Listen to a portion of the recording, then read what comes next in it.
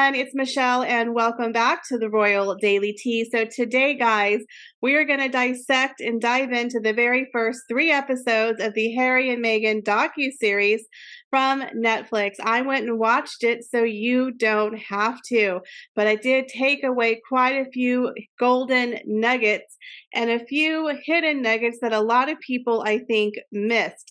So you know what to do. Sit back and relax, grab yourself a beverage, and let's get into the Royal Daily Tea. So one of the biggest takeaways that I can take from this docuseries is that Meghan and Harry are in love with Meghan and Harry, but especially their love story. According to Harry and Meghan, this is the greatest love story of all time. And they don't understand why people are not in love with them and their love story. It's kind of like, you're going to like us. You're really going to like us because we are awesome. We have the greatest love story in the history of time. Now, the ironic thing about their love story and their meet cute moment has changed quite a bit over the years, and they've kind of contradicted themselves on exactly how they met. It's like their memory is like an Etch-a-Sketch and they're constantly shaking it. Oops, the facts erased. Oh, well, let's just draw on another one. No one's going to notice that we said something different. Literally, they have an Etch-a-Sketch memory of facts because they once again contradicted themselves on how they met. So during their engagement interview that happened way back in 2017, they said they met through a mutual friend on a blind date. Now, if you remember, Meghan famously said, "I didn't Google him. I knew nothing about him. All I wanted to know is, was he kind? Was he kind?" That's literally the only thing this woman wanted to know, and nobody believes that ever. Nobody believes that. So supposedly, when she walked in, Harry was just swept off his feet. They sat for 3 hours, had this wonderful conversation, and then Harry was blowing up her phone with text messages, begging her for a second date before she went back to Canada. So on their docuseries, they say they met on Instagram. Not the blind date where they didn't know what each other looked like. It was literally they saw each other on Instagram. Harry saw her on a mutual friend's Instagram feed where they were mucking it up on Snapchat, doing the little puppy dog, the little puppy dog thing. And Harry was like, "Who's that?" So they started messaging for weeks through Instagram Messenger, and they finally decided to meet up. They exchanged phone numbers. So when they met up, they had already been talking. It was not a blind date. And according to Meghan, he was late. She was really miffed. How dare this man be late? I am such a catch. How dare this royal prince be 30 minutes late? I mean, he's lucky I'm sitting here. She's so offended. But we all know that woman would have sat there till the end of time waiting for him because this was her main goal, was to catch a rich British guy. And I think he was kind of the biggest draw she could have ever gotten. So that woman would have stayed there till the cows came home. But regardless, she acted like she was Queen Bee, had places to be, and that they only stayed for an hour, not the 3 that was in Finding Freedom, but an hour. And then she asked him out for a second date, being kind of the forward American, because time was a waste and she needed to get that second date. And of course, he said yes. They went to Africa soon after. The rest is history. The love story.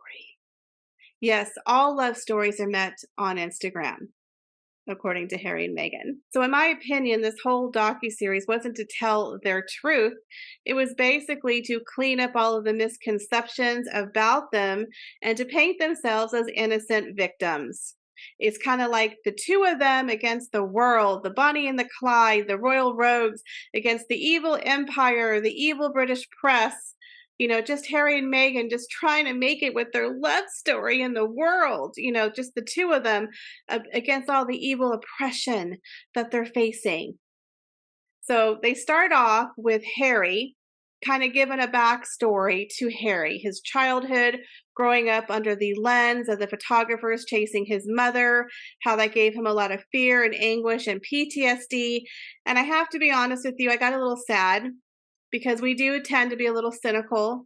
And it is very sad. It's very tragic what happened to Harry and William. But it is sad. You know, he kind of grew up with this really warped sense of reality of people hounding his mother. I mean, he was a child. He probably didn't fully understand everything that was happening, including the fact that his mom used to call the press herself, that it was a game.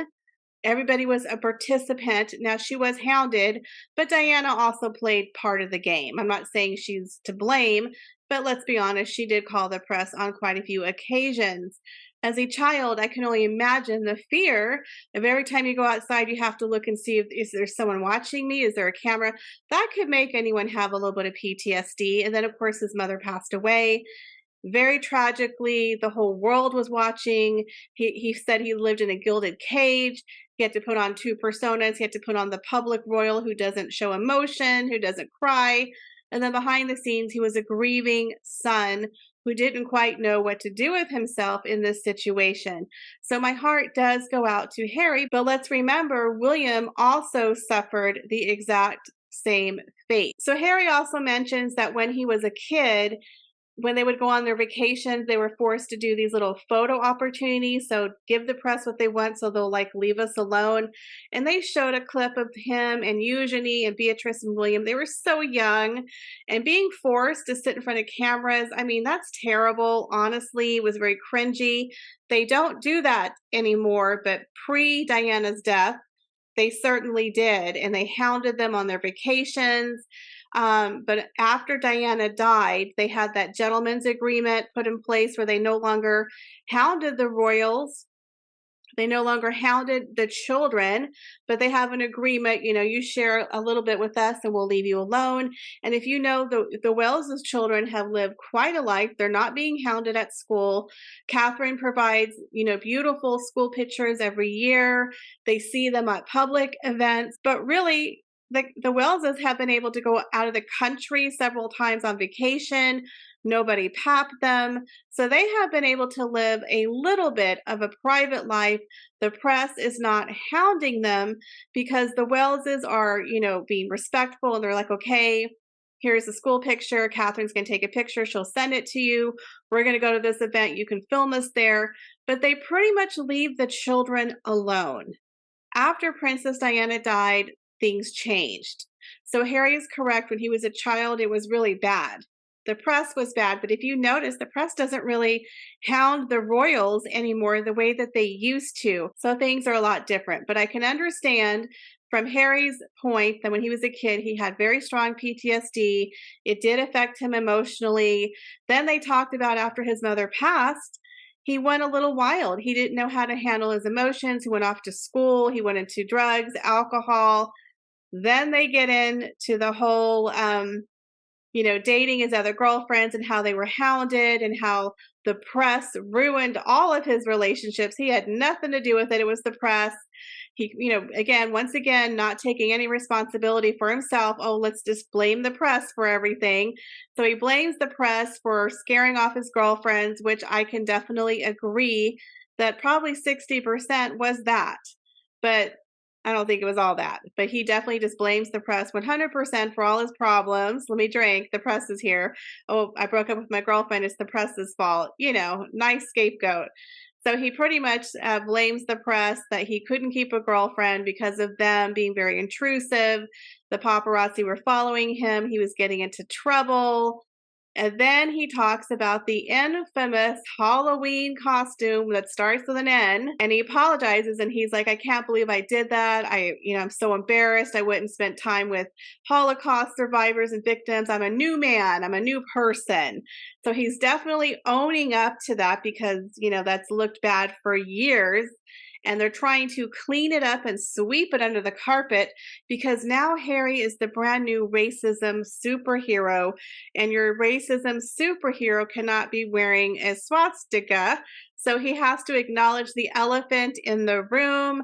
Again, they're definitely trying to clean up his image so he can now go out and lecture people on the racism in the UK, because apparently now he's an expert. So then they get into the whole thing with Meghan. They go to Meghan's past, her childhood. Her mother Doria now makes an appearance, because, you know, her daddy isn't going to be in this docuseries, right? She dumped him.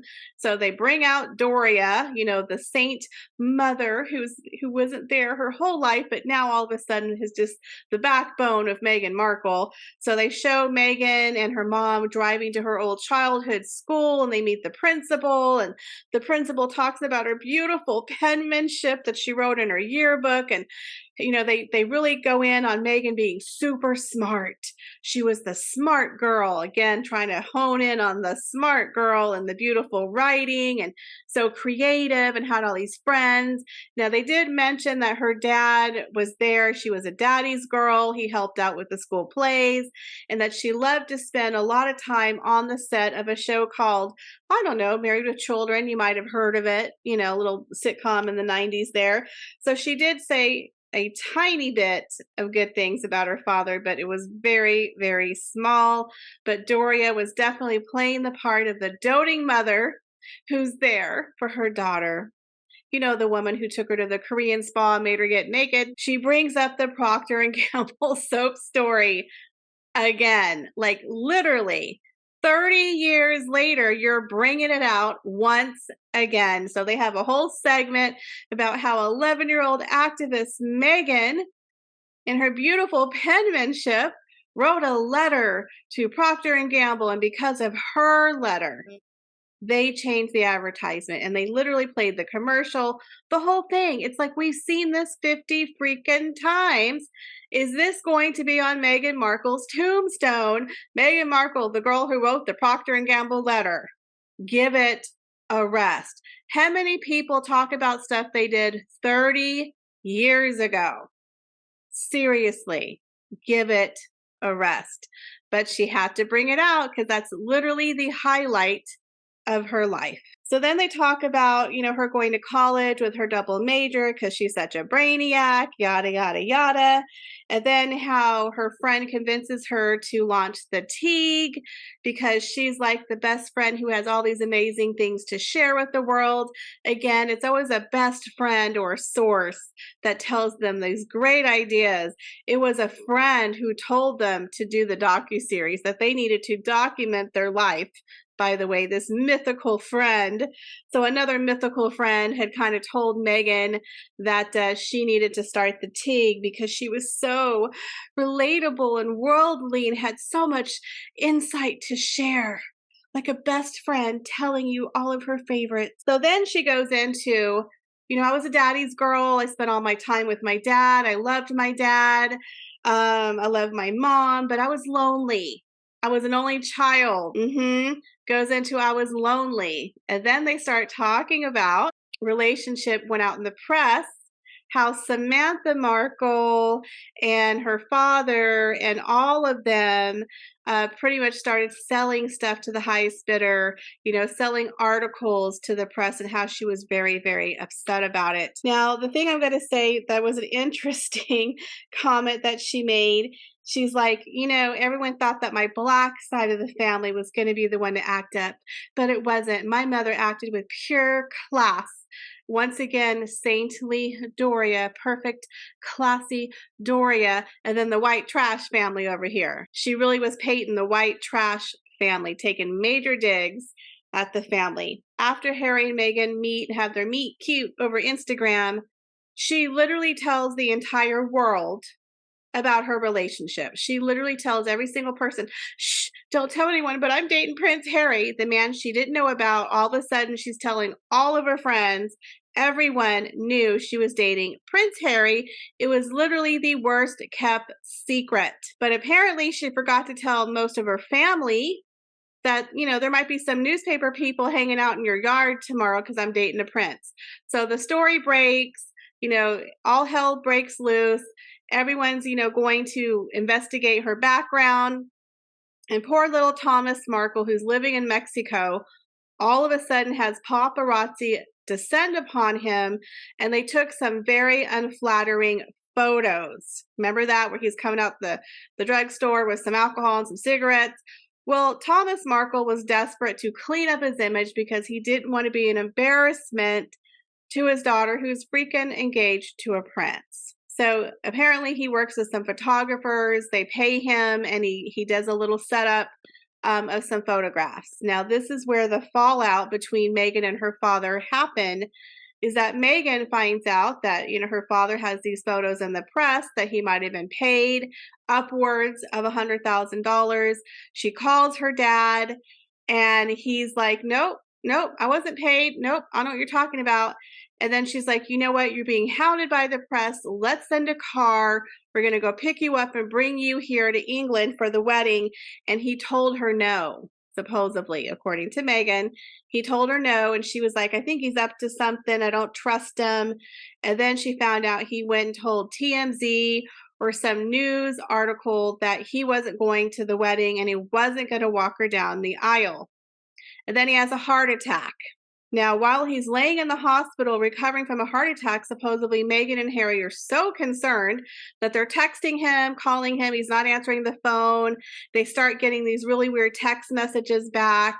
And then they decide, oh, we think his phone has been compromised because he's not texting with emojis the way that he normally does. And he called me Meghan, and he's never called me Meghan in my entire life. Therefore, it's not my dad. So let's just cut off communication. So supposedly he's laying in a hospital. They don't hear from him. They think his phone is compromised, and they decide, oh, it's not my dad. Let's just cut it off. It's not safe. Let's just cut it off. So then they just throw him to the wolves. Now, I'm sure they're going to get deeper into what happened in the other episodes that are coming up, but they literally made it look like they were so concerned. He was acting irrational. He sold stories for $100,000. He lied. He was dishonest. He was giving all of these interviews, told, people he wasn't going to the wedding before he told them, which I don't even know if that's how it happened. And then they thought he was being compromised by maybe, the stepbrother, the stepsister. Somebody was texting on behalf of the father. Now, I do know that they had some major fights and some horrible things were said. But again, they didn't get into all of that on the docuseries. Now, I do find it a little suspicious that they have text messages from 5 years ago. Who keeps text messages from 5 years ago? Little convenient to pull that up. It's a little suspicious. I like to say it like that. Suspicious, because it's just fun. But you know what I'm saying? It's a little sus. And they do have apps, by the way, where you can manipulate text messages. Just saying. Now, here is the golden nugget that literally made me fall off my chair. So during this time, she's like, I always wanted a sister. I didn't have a sister. And she's like, Samantha Markle was writing this book called Princess Pushy. You can tell that pissed her off just a little bit. And she's like, I don't even know her middle name. I don't even know your birthday. I don't know you. I hadn't seen you for 10 years. I barely went to your graduation. I had no relationship. I have no memory of you. Again, I don't know your middle name. I don't know your birthday. So pretty much trying to dispel anything that Samantha Markle has said, and that they had zero relationship, and that Meghan pretty much grew up an only child, but desperately wanted a sister. Ashley, her niece that no one has ever freaking seen or heard of, all of a sudden appears on the docuseries. And Ashley is the estranged daughter of Samantha Markle, the one who has no contact with her. So apparently when Ashley was 2 years old, they all made the decision that it was best for Ashley to live with her paternal grandparents, and that she pretty much didn't have anything to do with Samantha until like 2007. They kind of started talking, and that apparently Samantha did not like the fact that her and Meghan were very close, and Meghan being like sisters in the car and going on trips, and that Meghan spoiled her, and Meghan was like, I finally have a sister, have family. Right. And then they, cut to pictures of Meghan and Ashley traveling and her spoiling Ashley, when she's working on Suits. Of course, this is all pre-Harry days. And Ashley all of a sudden gets very teary and she's like, yeah, I wasn't invited to the wedding because, Meghan called me and she was like, the palace said you can't come because of your mom. So blame Samantha for why you can't come. It's not me, it's the palace. It's your mom. It's your mom's fault. Gaslighting, totally gaslighting this girl and blaming Samantha Markle for Ashley not being invited to the wedding. I'm like, what a narcissist. Honey, you got markled. She markled you. She's pretending that, oh my God, it's not me, it's the palace. I'm so sorry. Don't call me. I'm sorry. No, honey, she did not want you there. Do you think for one moment, Doria, the saintly Black mom of the biracial feminist princess who's marrying into the British monarchy, wants, Thomas's family and his cast off white granddaughter sitting next to her at the church pew? It looked a little rando to have the Black mom and the white niece. Who the hell is she? I'm sorry. No one's sitting in Doria's limelight. I mean, Doria didn't even bring anybody from her family. Doesn't she have sisters, brothers, cousins, cousin Earl, grandfather, uncle, niece? No one could be available to attend a royal wedding with Doria from her family? Nobody? Just Doria. Again, it doesn't fit into their narrative of victimhood, of racism, of playing up the color card if they got a white family member sitting there at the wedding. Nope, sorry, sister. You gotta go. You can't come, but blame your mom. It's not me. That's totally narcissistic manipulation and gaslighting. And that girl was literally crying on the docuseries about how painful it was that she couldn't attend the wedding. And I was like, oh my God. And you're blaming it on Samantha to boot? Dig. She literally is sticking the knife and twisting it at Samantha. Now, in my opinion, I don't think that girl Ashley has seen Meghan since 2017, since she got with Harry. I think it's kind of a text relationship, a video chat here or there. A narcissist likes to keep people around in their Rolodex if they can call them to use them, but they're not going to have you in their life. They're just going to call you up when they need you. So she's like, oh, I got to find someone to say nice things about me on this docuseries. Oh yeah, get Ashley. She'll do it. Just pretend to be nice to her. She'll do it. I guarantee you that girl has not met Harry or those children or been to Montecito. I guarantee it. It's a video chat. Meghan's like, oh, I'm so busy. Don't come to my house. I'll just do a video chat. Love you. Bye. Change my number. Right? And you know that Ashley is going to testify for Meghan in her upcoming lawsuit with Samantha Markle for defamation. So you got to keep the girl on speed dial and throw her a little text message. Pretend you care. But girlfriend, you got markled. She didn't invite you to the wedding on purpose, and she's blaming your mom, which is pure evil, in my opinion. But I literally could not believe that Meghan did that. But you're supposed to be her sister, but you're not good enough to go to the wedding? Are you kidding me? What? Now, here's another thing that tells you what kind of person Meghan is. So here's Meghan playing up the victim. Oh my God, my dad, he sold me out. He got $100,000. He took some photographs. First of all, those photographs that her dad took, they weren't bad. It wasn't like he did porn, you guys. He literally posed getting measured for a suit, looking up the UK on a computer in an internet cafe. It was actually kind of cute. It wasn't bad at all. So what? Let the man get the 100K and take him to the freaking palace. I mean, first of all, you talk about how successful you were before Harry and how you were worth millions of dollars, yet your daddy was living less than the lap of luxury in Mexico and you didn't give two craps about him. Why didn't you help him out financially, Meghan? Weren't you a daddy's girl? Didn't he help you your entire freaking life? He literally got thrown to the wolves. He became a celebrity overnight. Press were hounding him, taking photographs, embarrassed him. He was trying to clean up his image. He did it for you. And maybe he got a little cash because maybe he needed the money so he could go to the UK. And then you disown him. I'm sorry, but I don't think that was a really bad offense. Okay, maybe you were mad that he spoke to the press. You could have said, hey, Dad, quit talking to the press, get on the plane, get over here. The end. I don't understand what was so difficult. I really don't. But she's trying to act like he was being sinister and sold her out, right? The man didn't get an invitation to the wedding, right? He got no help when the press ascended upon him. He was left in the hospital after he had a heart attack. He was berated, no plane ticket, no car. Like, she literally did not want him at that wedding. She did not want him at that wedding.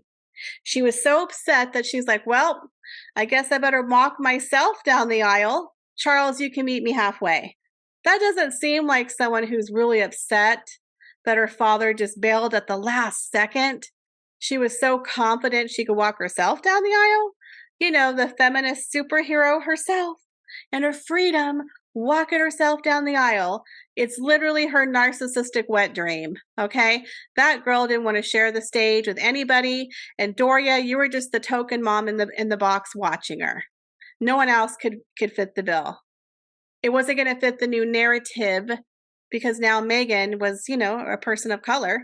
She wasn't before. That was another thing. She said, you know, I never had racism. I never experienced being a person of color before I got into the royal family because the evil racist UK made all these racist, you know, comments about me. So then they go into the whole thing where, you know, they're just hounded by the paparazzi. Meghan was being, you know, hounded by the paparazzi. She's such a victim, yet there's not one video footage of Meghan being hounded the way that Kate was being hounded or Catherine or anyone else pretty much. There's absolutely no footage of Meghan being hounded by the press, okay? But we all know that. We've all been through that a million times. But one of the most hilarious scenes was when Harry and Meghan were going to New York City in 2021, you know, for that fake New York City royal tour. They're literally sitting in the back of a car and they're panicking and they're looking around. Oh my God, there's a pap on a bike somewhere. Where is he? One paparazzi on a scooter and you're freaking out. Like, you would think Harry being raised with the paparazzi who'd have a little bit thicker skin, like this is nothing. And then she's like, oh, by the way, there was a guy in the garage in the building. He was filming us, just so you know. And they were literally looking around and there was nobody following them. There was people you could see through the side of the window of the car and they weren't even looking at them. Two people who with grandiose built up delusions of themselves, thinking that everybody's after them. And nobody was chasing them, you guys. Nobody. But again, I believe Meghan gaslit Harry and played upon his PTSD and his childhood fears, and he kept comparing Meghan to Princess Diana. He even said in the interview, you know, there was just, you know, there's so much about Meghan that reminds me of my mother, her caring and her compassion. She's just like my mom. It's like, oh my goodness. No, she is not like your mom. So another interesting thing is when Meghan was talking about when she got engaged to Harry, and how she met Catherine and William, and she thought they were going to be really fun and warm and relaxed, and that they were very cold and very formal, and that, you know, they wouldn't give her a hug. It's like, they just met you. Let them get to know you. Maybe not, people aren't huggers right away, but to me, Catherine looks very warm, very huggable. You see many videos and pictures of her hugging people. She seems like a very sweet, approachable person. There was a video where she was walking into a building and she stopped and hugged a midwife who had worked with her. Hugged a midwife, okay, because she had a relationship with that woman. She didn't have to stop and hug her. She could have just waved or just kept walking. She literally stopped and hugged her. But you're going to tell everyone that Kate's a cold fish, that Kate, you know, she's British, so she's just stiff and awkward, and that she didn't want to hug Meghan, the very sweet person that she is, you know, because Meghan, you're so warm and Catherine's cold. Yeah, they took a couple of digs at the royal family, especially William and Catherine. Definitely took some digs there. But the biggest thing that was very cringy, which I'm sure a lot of you have seen, is Meghan, in my opinion, really thinks that she's the girl from the Princess Diaries. You know, she's always putting on an act, whether she's Julia Roberts, now she's the girl from the Princess Diaries. She makes a mockery of the royal family. You literally married into one of the oldest institutions. Almost everybody on earth knows who Princess Diana was and who Queen Elizabeth was. She was the longest ruling monarch in UK history, second in the world. Most people alive on this planet have known Queen Elizabeth. She was around for 96 years. That's pretty much most people's lifetime. So you're trying to tell me you marry into that institution and you have no clue what's going on. No clue that it's serious, that it's real, it's the real deal. You're literally acting like you're performing in the Princess Diaries. And so she's sitting on the couch with Harry and she does this fake, oh, I didn't know how to curtsy. And I was like, oh, Your Majesty. And she does this over exaggerated bow. And you could tell by Harry's face, he didn't think it was funny. She was literally mocking the monarchy. It was not a good look. It was very cringeworthy to see that body language. So again, she just plays stupid, like she doesn't take anything serious. She did lie and said, you know, there was no Duchess training. Nobody helped you. I had to Google the national anthem. I had no idea how to curtsy. I had to teach myself, even though they said Fergie had taught her before. Again, everything with her is just so fake and corny and cringy and very hard to believe. Again, they literally have an etch-a-sketch memory of the facts. They really need to get a notebook, okay? Because they're not doing a very good job of keeping up with their lies and inconsistencies. Now, the last thing I'm going to touch on is they really go in on the press and how the press is evil, racist. Now, I do remember there were a couple of stories that came out about Meghan when they got engaged. The Straight Outta Compton is pretty much the most well-known story. I really don't remember a lot of racist comments. Most of the stories was about her own family. Honestly, right before the wedding, it was like, you know, people were, you know, is he coming? Is he not coming? It was really weird. Her father, her sister, her brother, that was 90% of the drama. Most of the people, I would say 98%, were super happy for Harry and Meghan. Everybody was excited. She was a breath of fresh air. She was new. She was different. People embraced her. Most of the tabloid fodder, again, was her own skeletons that she brought to the royal family. The royal family was urging her to make up with her family, and she did not. Okay, she refused. We all know that, but she refused. So again, she's playing the victim, the evil royal racist, the people of the UK. They're literally comparing the UK, guys, to the Empire 2.0, talking about the unconscious bias and racism and colonialism, the history of the slavery of the UK and the Commonwealth, literally crapping on Her Majesty the Queen, talking about how slave owners were giving reparations back until 2015, that the UK taxpayers were supporting the slave traders who gave up slavery back in like 1760, that they were still making money, that the taxpayers were supporting them. Now, I don't know how true that is, but I was like, okay, that sounds a little iffy. So then they mentioned how Brexit played a huge part in the increased level of racism in the Commonwealth, especially the UK. And it was right around the time that Meghan and Harry got married that it was at its height. And that's why they received so much hate, was because of the unconscious bias and racism of the UK tied to their slave roots. I was like, okay. The UK and the Commonwealth is extremely diverse, but you're going to now say they're all racist, evil people, and that you're the victim. And Brexit. I mean, can anyone else be to blame for their issues here? Again, Harry and Meghan take zero responsibility for anything they do. There's always a scapegoat. they haven't really proven or really shown any real evidence of mistreatment by the royal family or really the people of the UK. I'm not seeing it.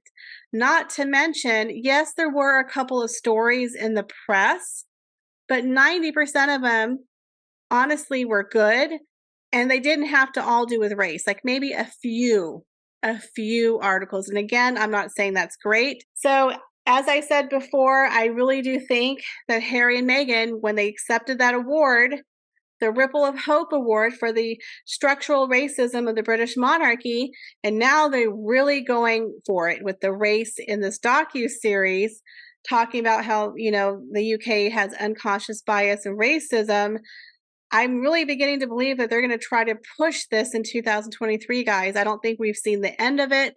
Now, the next 3 episodes come out next week, and that's where it's really going to hit the fan. This one was just kind of laying the groundwork, talking about their love story and how great they are, and how she's Ariel, the girl who found her voice, and she's the girl from the Princess Diaries, and isn't that cute? Not know how to curtsy. You know, the whole drill. Then they're facing the evil, racist Commonwealth and the people of the UK. Just the 2 of them against the world, the victims. So I'm sure the next 3 episodes are going to be where all of the juiciness is going to be. But these were the main takeaways that I had. Let me know your thoughts, guys, if you watched the docuseries and if you plan to watch the second half. Leave me your comments, guys, down below. As always, I appreciate each and every one of you. Thank you so much for stopping by my channel, and I hope to see you in the next video. Bye, guys.